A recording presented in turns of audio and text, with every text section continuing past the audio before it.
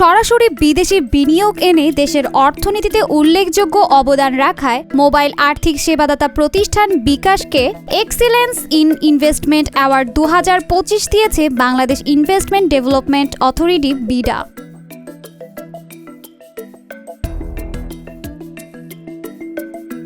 গত বুধবার রাজধানীর হোটেল ইন্টারকন্টিনেন্টালে 4 দিনব্যাপী চলা বাংলাদেশ ইনভেস্টমেন্ট সামিট 2025-এর তৃতীয় দিনে এক জমকালো অনুষ্ঠানে প্রধান উপদেষ্টা ডক্টর মোহাম্মদ ইউনূসের হাত থেকে পুরস্কার গ্রহণ করেন বিকাশের প্রধান নির্বাহী ও প্রতিষ্ঠাতা কামাল কাদির।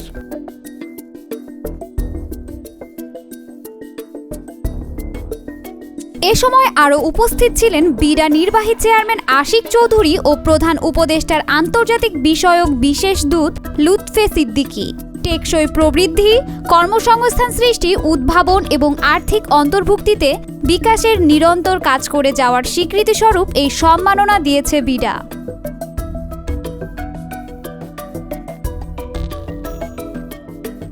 ব্রাক ব্যাংক যুক্তরাষ্ট্রভিত্তিক মানি ইন মোশন এলএলসি, বিশ্বব্যাংক গ্রুপের অন্তর্গত international finance corporation, bill and Melinda Gates foundation and international এবং জাপানের সফট ব্যাংক ভিশন ফান্ডের যৌথ মালিকানাধীন প্রতিষ্ঠান বিকাশ 2011 সাল থেকে বাংলাদেশ ব্যাংক নিয়ন্ত্রিত পেমেন্ট সেবাদানকারী প্রতিষ্ঠান হিসাবে বিভিন্ন ধরনের ডিজিটাল আর্থিক সেবা দিয়ে আসছে।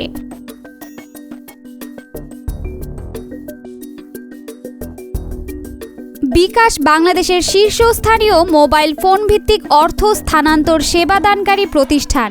আমেরিকার মানি ইন মোশন এলএলসি এবং ব্রাক ব্যাংক লিমিটেড বাংলাদেশ এর যৌথ উদ্যোগ হিসাবে 2011 সালে যাত্রা শুরু করে প্রতিষ্ঠানটি।